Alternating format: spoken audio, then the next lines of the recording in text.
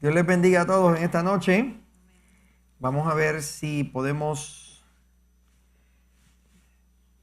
darle comienzo a nuestro estudio en el día de hoy. ¿Qué les parece si oramos? Señor, te damos gloria y te damos gracias por la oportunidad y el regalo que nos regalas, que nos das de poder llegar hasta aquí, a esta casa de gracia, con el propósito de ser expuestos, de ser edificados, Señor, en tu palabra.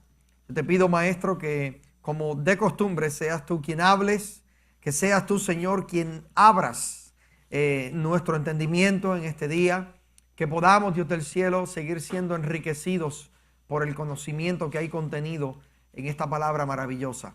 Tú conoces, Señor, cada vida que está aquí en esta hora. Tú conoces, Dios del cielo, cada persona que nos está mirando a través quizás del internet. Yo te pido, Señor, que seas tú propicio a la necesidad de cada vida en esta hora. En el nombre de Cristo Jesús, te pedimos todas estas cosas creyendo. Amén. Bien, bienvenidos, y quisiéramos en el día de hoy seguir dándole a esta carta maravillosa que escribió Pablo a los Efesios. Hemos ido estudiando esto capítulo por capítulo. En el capítulo número 1 pudimos ver cómo es que Pablo pretende, de hecho a través de toda la carta de los Efesios, Pablo pretende entrenar la iglesia de tal forma que la iglesia de los Efesios, la iglesia que estaba en Éfeso, pudiera resistir toda clase de viento contrario. Entonces, si usted lleva un tiempo viniendo a esta iglesia, hemos dicho varias veces, ¿verdad?, que Pablo se propuso construirse una iglesia a prueba de lobos, a prueba de todo. ¿Por qué? Porque él sabía que la iglesia en algún momento dado en su historia iba a sufrir adversidad, iba a sufrir ataques, iba a sufrir cierta clase de procesos que, si los hermanos que estaban allí en Éfeso no estaban preparados en la palabra y en el conocimiento de nuestro Señor Jesucristo, iban a sufrir o iban a poder ser afectados de manera adversa. Así que el propósito de Pablo ahora al escribir esta carta es decirle: hey, necesitan estar preparados. Yo les voy a dar aquí unas herramientas para que ustedes puedan estar firmes. ¿Y cómo comienza Pablo? Me encanta cómo él comienza, porque antes de prepararlos acerca de todo este entrenamiento, primero empieza a hablarles acerca de quiénes ellos son en Cristo. Por eso es que lo primero que él dice, usted lo va a ver en el capítulo 1, verso 3, bendito sea el Dios y Padre de nuestro Señor Jesucristo. Y luego dice, quien nos bendijo con toda bendición espiritual en los lugares celestiales en Cristo. So, lo primero que hace es que empieza a afirmar a sus oyentes allá en Éfeso para que ellos entendieran que realmente son unas personas bendecidas. Y no solamente eso, son bendecidas por un Dios que es bendición, porque dice, bendito sea el Dios, y luego, Padre de nuestro Señor Jesucristo, quien nos bendijo con toda bendición, no con algunas, no con la mayoría, sino que dice con todas. Entonces, mire qué interesante, luego en este capítulo, él expresa cómo es que Jesucristo, al levantarse de entre los muertos, se sentó sobre todo principado, sobre toda potestad y sobre todo nombre que se nombra en este siglo, y no solo en este siglo, sino también en el venidero. Pero luego de eso dice, y no solamente él se sentó, él nos hizo sentar a usted y a mí sobre todo principado, sobre toda potestad, sobre todo nombre que se nombra. Entonces, mire qué interesante. Luego, en el día de hoy, en el capítulo 4, vamos a ver otra característica, y es lo que usted va a ver que dice en el Efesios, precisamente el versículo número 1, capítulo 4, verso 1. Mira lo que dice allí. Yo pues, preso en el Señor, os ruego que ¿qué? Que andéis. Entonces mira qué interesante. Primero en el verso 2 te dice, tú estás sentado en un gran lugar, pero luego te dice, te ruego que andéis. Y más adelante vamos a ver cómo en un capítulo subsiguiente va a decir, estad firmes o estad de pie, puesta toda la armadura del Señor, y te describe al cristiano como un soldado. Entonces mira qué interesante, hay un escritor, si mal no recuerdo, está en la China, es un escritor chino que se llama Watchman Nee. Watchman Nee escribió un libro De hecho, no sé si está traducido al español, pero el título del libro es Sit, Walk, Stand. Sit, Walk, Stand. Y es un libro dedicado a toda la carta que Pablo escribió a los Efesios. Sit, walk, stand. Siéntate, camina, párate o está de pie. ¿Por qué? Basado en Pablo, que primero dijo, nos hizo sentar. Ahora en el verso 4 dice, camina o que andéis como es digno. Y más adelante vamos a ver cómo es necesario que estemos de pie, que estemos parados ante las adversidades. Entonces, dice, yo pues, preso en el Señor, os ruego que andéis como es digno de la vocación con que fuisteis llamados. Y aquí te da la clave de cómo andar en esta vocación.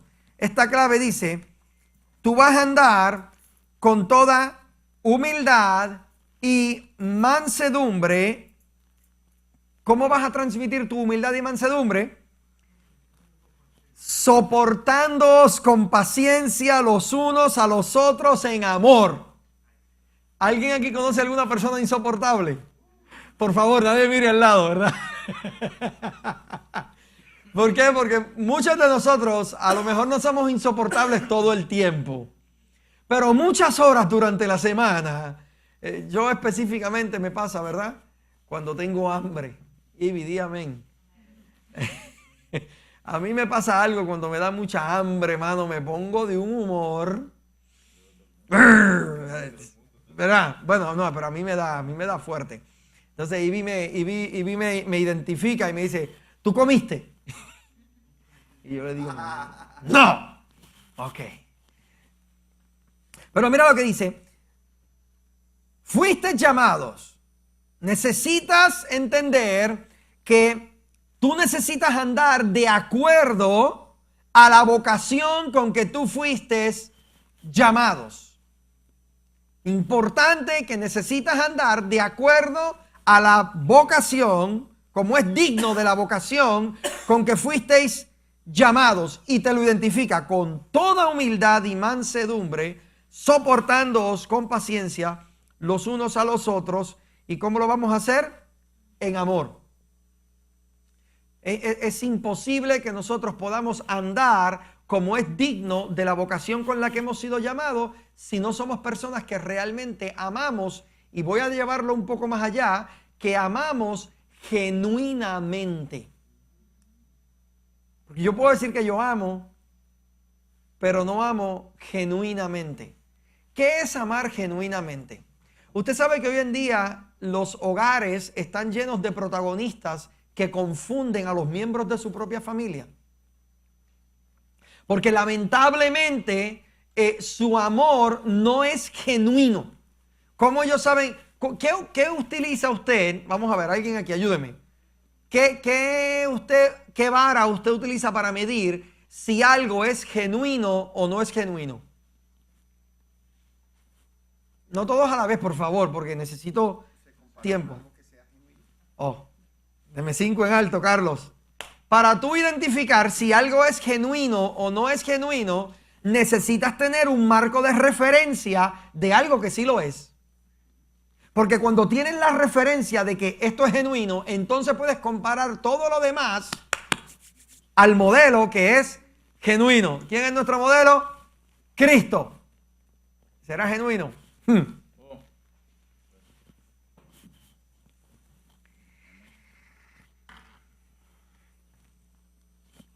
Diga conmigo, necesito amar genuinamente.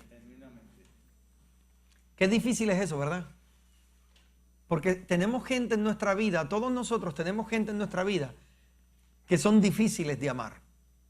No imposible, pero son difíciles de amar. Dios no te está hablando y no te está retando a que los toleres.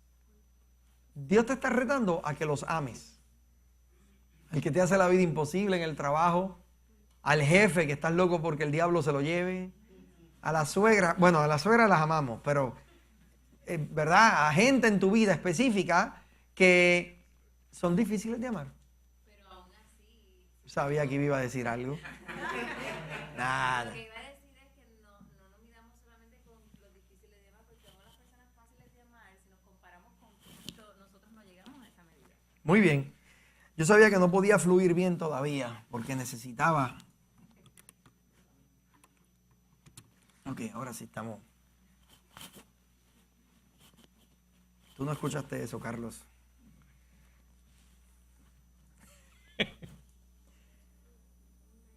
Pero muy bien, yo estoy de acuerdo con eso. Necesitamos permitir que Dios nos rete con la gente que tenemos a nuestro alrededor. Y amarlos de manera genuina. Eso implica también a nuestros hijos, amarlos de manera genuina. A nuestras esposas y a nuestros esposos, amarlos de manera genuina. No, por favor, no falten el viernes las parejas que están aquí, que vamos a hablar de eso un poquito más este viernes con nuestras parejas. Luego dice,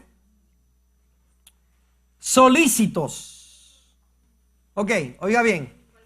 Solícitos, el verso número 3, Efesios capítulo 1, verso 3. Solícitos en guardar la unidad del Espíritu. Cuando decimos solícitos en guardar la unidad del Espíritu, usted está buscando, es una constante búsqueda de unidad. Esta onda de ser uno es el dolor de cabeza más grande que tienen las iglesias de este tiempo. Buscar la unidad dentro de la gente, dentro de un grupo de personas, es difícil. Buscar unidad en un grupo de personas cristianas es mucho más difícil. Buscar unidad en un grupo de personas cristianas y de diferentes culturas es pretender que Dios haga un milagro. Entonces, eso precisamente es lo que tenemos nosotros en la iglesia de hoy en día, por lo menos aquí en Dallas, Texas, particularmente quizás en la iglesia Casa de Gracia, es un reto, porque necesitamos buscar la unidad entre nosotros como cristianos y que también teniendo en cuenta que somos de diferentes culturas. ¿Por qué yo sé que esto es tan difícil?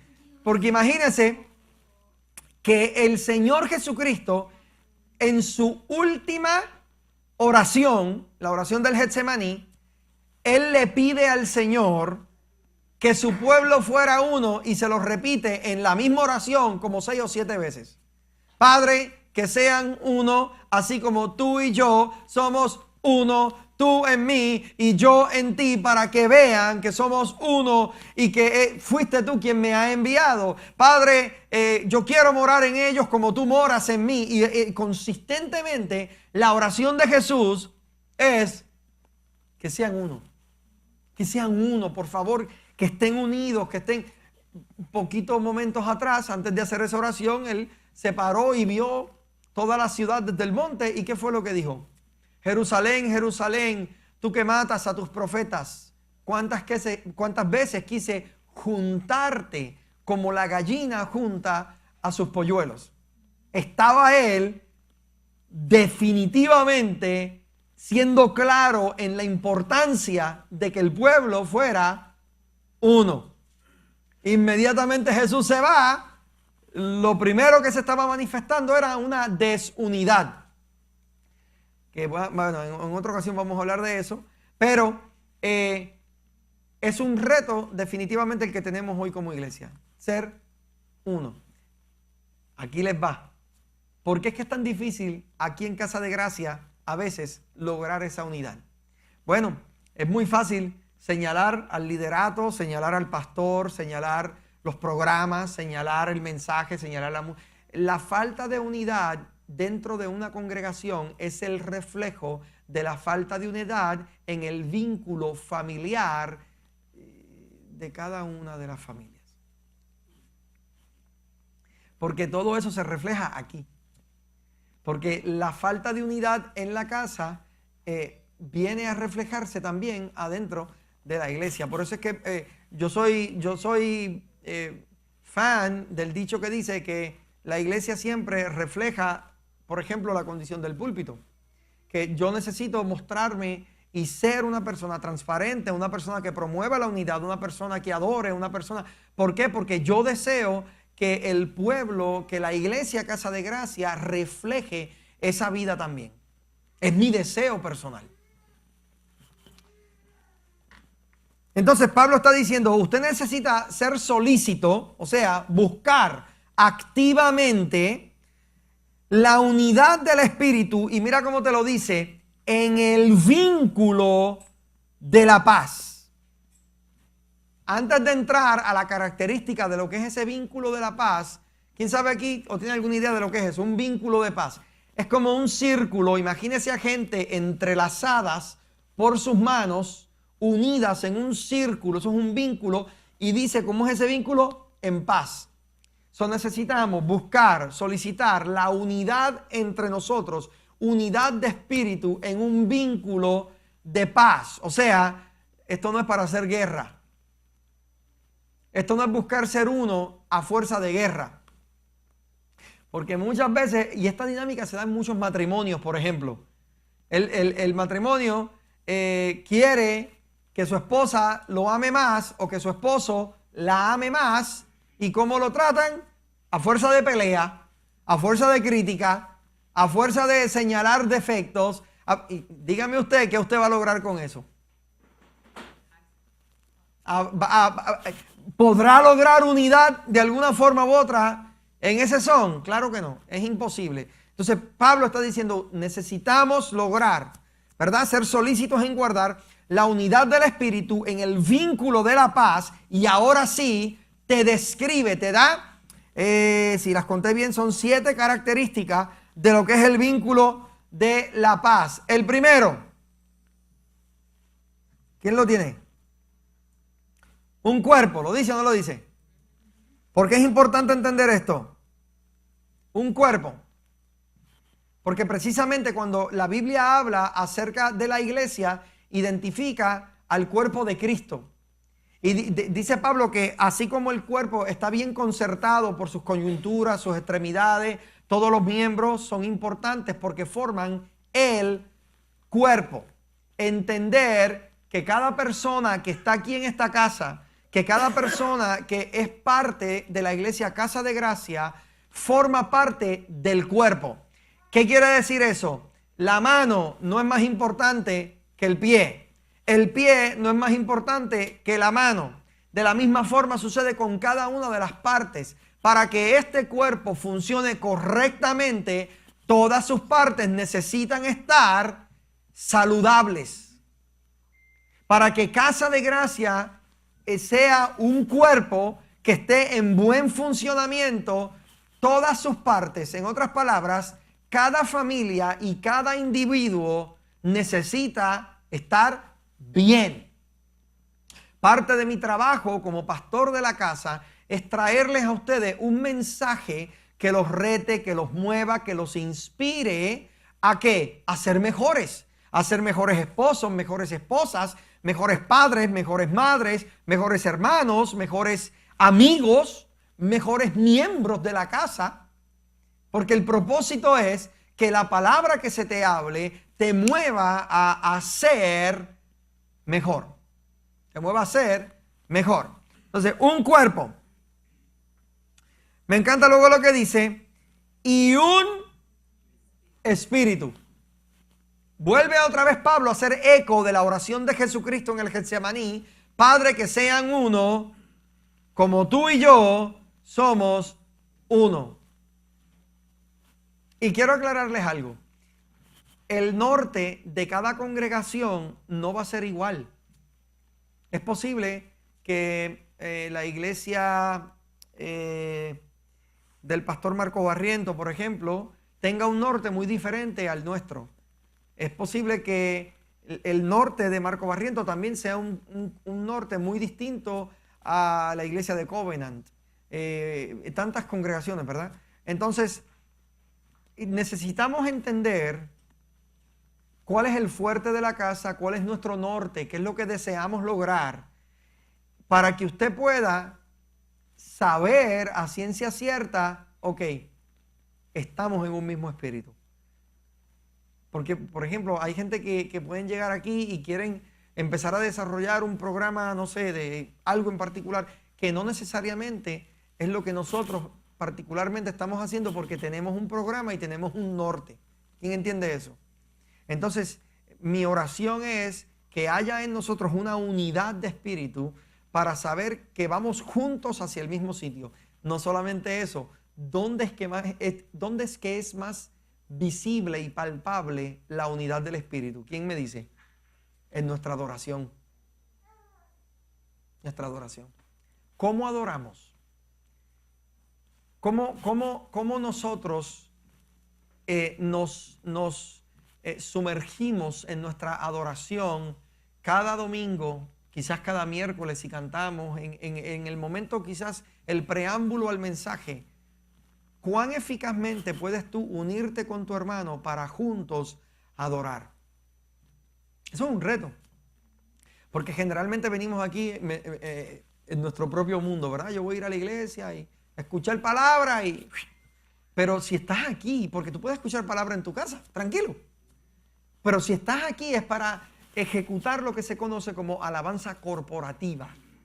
Eso quiere decir que tú y yo estamos en un mismo espíritu y venimos aquí a cantar, a gozarnos, a adorar.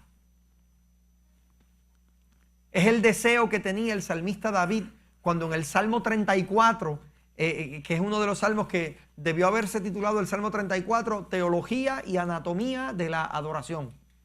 Porque el salmista David comienza diciendo: bendeciré a Jehová en todo tiempo. Su alabanza estará de continuo en mi boca. En Jehová se gloriará mi alma. Lo oirán los mansos y se alegrarán. Y luego hace el reto: engrandeced a Jehová conmigo. Mira, esto es una invitación. Engrandeced a Jehová conmigo y exaltemos a una su nombre. ¿Yo eso? Es una invitación a adorar de manera congregacional, pero hacerlo como a una. El que escribió ese salmo era un músico. Y ese músico utilizó un término musical. La versión en inglés, cuando dice exaltemos a una su nombre, dice en inglés in one accord, en un mismo acorde, en la misma nota musical. Yo no soy corista, pero aquí está Keren, está Flor, que son muy buenas en esto. Si usted sabe de corales, lo más difícil que hay para hacer en un coro no son los sopranos y los tenores y los barítonos, porque todo eso usted lo aprende. Lo más difícil para hacer, por ejemplo, en una coral de 50 voces, lo más difícil que hay para hacer es la una sola voz. ¿Por qué? Porque la una sola voz quiere decir que si son 50 personas, cuando se escuchan, se oye como una sola voz. O sea que los 50 tienen que agarrar aire a la misma vez. Si van a vibrar la voz, todo el mundo tiene que vibrar la voz a la misma vez. Todo el mundo tiene que cortar las sílabas a la misma vez. Esto es un dolor de cabeza y requiere mucho ensayo. Requiere de mucha disciplina, la palabra que estoy buscando. Eso requiere ensayo y mucha disciplina. Eso es muy difícil. Entonces el salmista estaba comparando la adoración congregacional con lo difícil que es hacer los coros a una sola voz. Entonces, ¿qué te estaba diciendo el salmista? Esto no es fácil. Y hoy yo puedo decir amén a eso. Me consta, esto no es fácil, pero nadie dijo que es imposible. Mi sueño, mi visión, mi deseo es ver a Casa de Gracia adorando a una sola voz. Que cuando entremos por ese pasillo, oiga bien, el sentido de urgencia de llegar a acomodarte para empezar a adorar, que sea mucho más pesado que el estar saludando al hermano en el pasillo y quedarte por allá detrás con él platicando algo que puedes hablar, tú sabes que lo puedes hablar después del servicio. Sonríese que el Señor le ama. Yo creo que puede esperar tu conversación, ¿o no? ¿Verdad? Yo no tengo por qué seguirle diciendo a los ujieres, échenme la gente para adentro. Porque yo te garantizo, mano, siempre va a haber algo que hablar con tu compañero cuando hacen 7 días que no lo ves. Entonces, sí, llámelo, invítalo a la casa para que se acaben los temas y solamente aquí lleguen y puedan entrar por sus puertas con acción de gracia. Ah, sí, ahí está fulano, ya no tengo nada nuevo que preguntarle. Y ya pueden venir adorando desde el estacionamiento. Pero importante, ¿verdad? Unidad en un solo espíritu. Dice, un cuerpo y un espíritu. Tercero, como fuisteis también llamados a una misma esperanza de vuestra vocación. Ay. Una misma esperanza de vuestra vocación. Eso lo vamos a ampliar más luego en un estudio que tenemos. Escucha bien. Un Señor, no son 2, no son 3. Una fe. Cuando aquí habla de una fe, es una misma creencia. Una unidad de creencia. Es una sola. Dice, un Señor, una fe. ¿Y luego qué dice? Ah, no son 2. Ah, no son 2. ¿Qué dice ahí? Uno. No son 2. Hable conmigo después del servicio. Un Señor, una fe, un bautismo, un Dios y Padre de todos, el cual es sobre todos y por todos y en todos. Oye, eso me encantó. Porque el mismo Dios que habita en Ángelo es el que habita en Ricardo, es el que habita en mí, es el que habita en Diana. Y yo no puedo irme por encima de usted abusando espiritualmente o tratando de manipularlo a usted en nombre de que yo soy el pastor. Porque ante Dios todos tenemos un Dios y Padre de todos, el cual es sobre todos y por todos y en todos. Mira lo que Pablo luego aclara.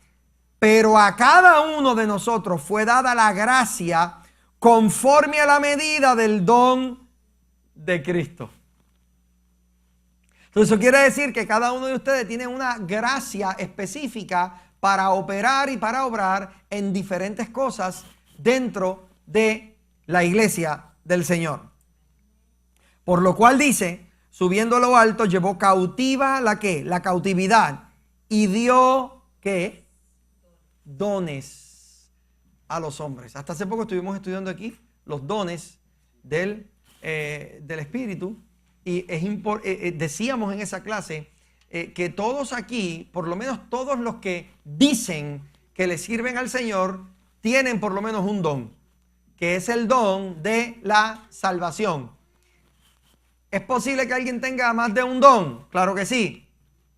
¿Es posible que alguien tenga 5 dones y los ejecute? Claro que sí. Eso es posible.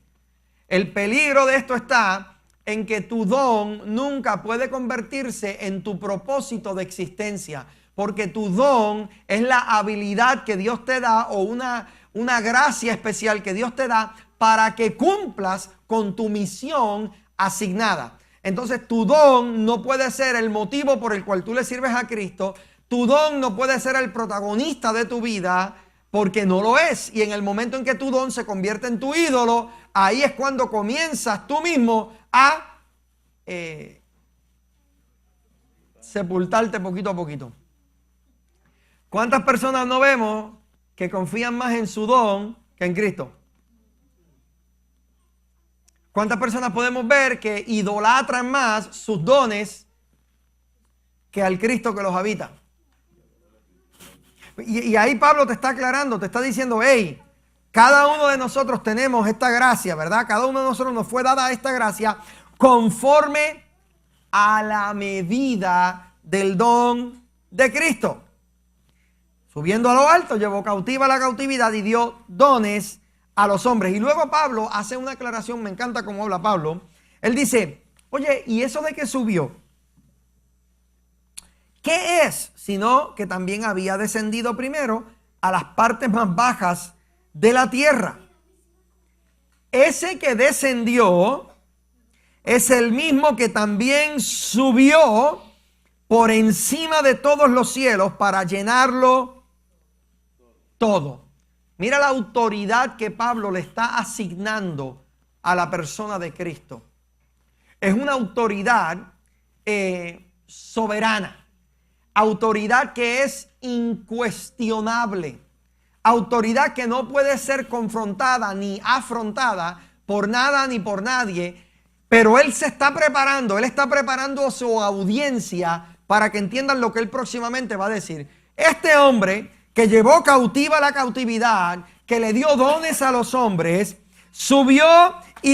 descendió y luego subió por encima de todos los cielos, lo llenó todo y ahora dice, constituyó a unos, y aquí está la famosa lista, constituyó a unos apóstoles, a otros profetas, a otros evangelistas y a otros pastores y maestros. Ahí están los 5 ministerios principales asignados a la iglesia del Señor en este tiempo.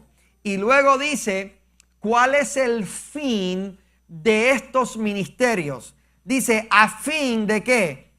De perfeccionar a los santos para la obra del ministerio, para la edificación del cuerpo de Cristo. Ok, quiere decir que los apóstoles, los profetas, los evangelistas, los pastores y los maestros han sido señalados por Dios para edificar. ¿Es lo que dice la palabra? Para edificar y para perfeccionar a los santos.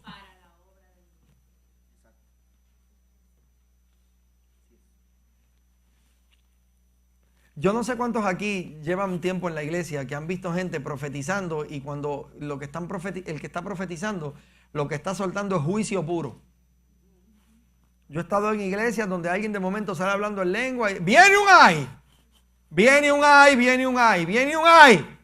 En una ocasión uno dijo en un campamento, hay muerte en la olla, hay muerte en la olla. Y yo decía, Dios del cielo, ¿quién está cocinando y que le apaguen el fuego?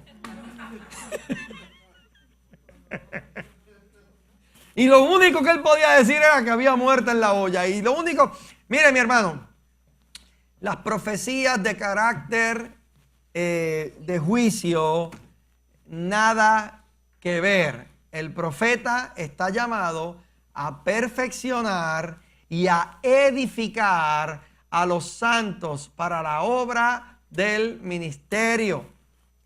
Entonces, si la palabra que usted está recibiendo no te está edificando y no te está perfeccionando, usted necesita simplemente, ¿verdad?, con mucho respeto, decirle a la persona, ¿sabes qué? No puedo recibir esa palabra porque no es una palabra que se amarre o que se suscriba a la palabra de Dios. Porque esta gente lo único que han hecho es ver los profetas del Antiguo Testamento. Y a todo el mundo le encantan las profecías del Antiguo Testamento. Esta gente lo que les gusta es eso. Ellos lo que les gusta es, ¿verdad? Esas profecías de destrucción. Yo los destruiré y los raeré de esta tierra. Y acabando de leer este texto, llegan a una campaña a predicar y están predicando precisamente eso. Si no lo alabas, Dios te va a raer de esta tierra porque te estás avergonzando de... Dios mío, pero ¿qué de edificante tiene eso? En mi último año como estudiante de teología pastoral en la isla de Puerto Rico, fuimos a una campaña en una iglesia y el predicador ya a lo último del mensaje comienza a disque profetizar, porque aquello no era profecía, pero y comienza a hablar unas palabras tan y tan profundas porque él empezó hablando lenguas y luego decía, aquí hay 2 o 3 que no están remando. Y yo dije, yo soy uno de ellos. Y yo no remo, no tengo bote, no tengo... Y aquí hay otros que están remando con un solo remo. Y mira lo que sucede. Y el tipo, la mayoría de las iglesias en Puerto Rico tienen pisos de cemento en losa, ¿verdad? Usted lo sabe y adore lo que no es aquí en carpeta. El hombre se ha tirado así, ¡pah! Y cayó de rodillas y dijo, mira lo que pasa cuando remas con un solo remo. Y pegó a hacer así. Te quedas en el mismo sitio. Pero hoy el Señor te da el segundo remo. Y empezó uno por allá a llorar, empezó otro por allá. Para que comiences a moverte y para que comiences a remar. Y empezó con el remando te quiero. Allí nació el remando te quiero. Para todos los que lo han dicho en forma de broma tantas veces, yo fui testigo de cuando nació el remando te quiero. Cuando este hombre comienza a hablar esta palabra y comienza luego a amenazarnos a nosotros como estudiantes, diciéndonos, ustedes piensan que ustedes, y así, yo no los voy a bendecir porque hay muchos de ustedes que están haciendo y que están, olvídate, aquello fue... Entonces, como todavía yo no había entendido claramente esta palabra, yo estaba, Dios mío, yo me humillo, ¿qué hay que hacer? Sí, porque uno no quiere, ¿verdad? Uno no se atreve a ir en contra de una palabra que uno ignorantemente piensa que es de Dios. Hace poco alguien me solicitó amistad. Alguien me solicitó amistad por Facebook y se llamaba Apóstol y Profeta Ungido del Altísimo Fulano de Tal. Y tú sabes el temor que a mí me dio de darle delete al request. Y yo le doy delete al request, me lleva el diablo. Apóstol y profeta ungido. No. Aquello había que automáticamente decirle acepto. Pero yo no lo hice.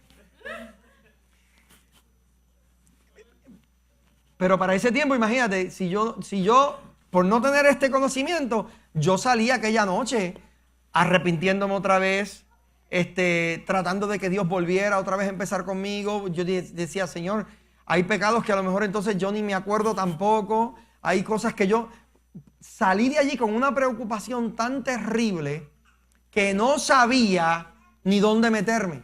Me acosté con el miedo más grande de mi vida, porque no entendía que el profeta vino a perfeccionar y a edificar. Y como yo siempre he dicho que Dios tiene sentido del humor, ¿qué tú crees que pasó esa noche?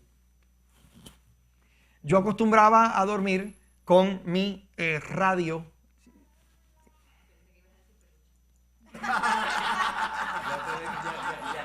Ya sabemos. Yo. Peluche. No era un peluche, te lo prometo. Era un oso. Pero mira lo que me pasó. Yo no sé cuántos aquí se acuerdan que en Puerto Rico a medianoche era que los predicadores evangelistas se activaban con los mensajes, ¿verdad? Alguien diga, ¿verdad? 96.9. Entonces, ¿qué hacía yo? Bueno, como para ese tiempo estábamos todos en una universidad, se llamaba el MISPA, era una universidad donde todos estaban siendo diseñados para ser los próximos siervos del Señor. Yo estaba ahí, era interno, me tenían allá adentro y allá adentro yo dormía. Y acostumbrábamos a dormir con esta emisora de radio encendida, y para ese tiempo había un ministerio muy poderoso en la isla de Puerto Rico. Amigo hoy en día, ¿verdad? Ya después de eso nos conocimos y hasta jugábamos baloncesto. Se llama Benicio Molina. Y esa noche que yo me acosté con esta crisis existencial, porque el profeta me hizo sentir que estaba en pecado, que no era, que tenía que hacer mil cosas, Y yo oré y yo dije a Araceli, yo digo, Señor, antes de irme a dormir, Señor, ayúdame a acordarme de cualquier cosa más, ayúdame porque yo necesito estar bien contigo. Esa fue mi oración. Oye, no podía dormirme. Y teníamos el radio encendido y le di un poco de volumen y estaba Benicio hablando y de momento Benicio dice, hermanos, tenemos que estar preparados porque la venida del Señor está a las puertas y hay mucho pueblo que no está preparado. Y empieza una lágrima por aquí a mí. Y hay mucho pueblo que no está listo. Y hay mucho pueblo y de momento hizo un silencio y no habló más nada. El manager de él y la gente que estaban con él empiezan a decir, ¿y Benicio? ¿Dónde está Benicio? Mira, la ropa está en el suelo. ¿Dónde está Benicio? Y empezaron a gritar. Y yo quedé sentado. ¿Pero ustedes no oyeron de esto? No puede ser. Si esto salió hasta por las noticias, en Tele 11, Guapa, porque empezaron a haber accidentes en la calle. Esto fue muy famoso, mano. Año 1999. Año de decisión. Empezaron estos muchachos a preguntar por Benicio que se había desaparecido, que había sido el rapto. ¿Qué está pasando? ¿Pero qué me...? ¡Ay, Señor, perdóname, Señor, perdóname! Y yo yo después me di cuenta que estaba sentado en la mesa, agarrando los barrotes de aquella cama, temblando, diciendo, me quedé. Me quedé. Yo no dije me chavé. Pues ya me había quedado. Entonces yo dije, me quedé. Y de momento dejaron de hablar. Dejaron de hablar.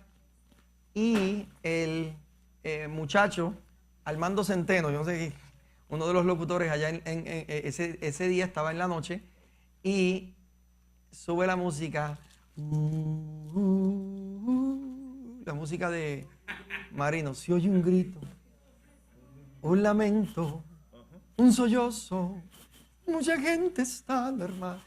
Y he dado el brinco de mi vida cuando yo estamos en internet, pero un pastor amigo mío, hoy en día es pastor en Ponce, Joel, si me está oyendo, Joel Arroyo, perdón, está dando en la puerta. ¿Dónde?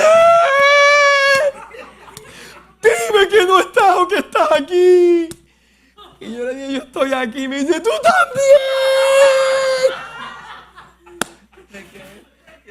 Y bueno, y lo único que yo me acordaba era del profeta la noche anterior, del remando. Y yo dije, yo no remé. ¿Y qué sucedió? Que el único estudiante en el MISPA que tenía automóvil era yo. Entonces me monto en el auto y se me montaron como 4 más pecadores inicuos que se habían quedado en el rapto también. Y salimos porque del MISPA a Triunfo FM eran como, 6 minutos o 7 minutos, muy cerca. Entonces nos montamos, llegamos a Triunfo y cuando llegamos a Triunfo habían como 4 patrullas, había un revolú. Y luego nos enteramos que la patrulla estaba allí porque ellos querían saber por qué razón allí estaban diciendo que había venido Cristo y se habían registrado, no sé si eran 4 o 5 accidentes automovilísticos en el área de San Juan porque había gente histérica porque se habían quedado y los accidentes, pues ya tú sabes. Y en el momento en que nosotros estamos llegando, entonces se oye la voz de Benicio que dice, hermanos, esto ha sido un simulacro. ¿En serio? Aquí nadie escuchó de eso, mano. ¿Y dónde ustedes estaban? Colombia tampoco se oyó eso. No, bueno, en Colombia me imagino que no, y en México mucho menos. ¿Qué año fue ese? ¿Tú te fuiste esa temporada? ¿Tú no estabas? ¿Qué año fue ese? Yo estaba durmiendo porque tenía que trabajar. ¿Tú estabas durmiendo? Bueno, en el 99, 98, 99, por ahí. Mis hermanos, eso estuvo Eso estuvo... y ¿sabes qué me motivó eso, verdad? De hecho, recuerdo todavía, eso no me motivó a mí a otra cosa que no fuera realmente estudiar. Ok, ¿qué fue y por qué yo me sentí tan mal y por qué yo me sentí tan horrible? Había un peso de culpa en mí porque un profeta había hablado una palabra y me había hecho sentir de manera tan horrible que ya yo no pensaba que estaba bien. Y uno se aferra, porque esta gente uno le da la confianza de que ellos le digan lo que le salga, ¿verdad? De su interior y de su espíritu humano, porque no es otra cosa. ¿Por qué es tan importante este estudio?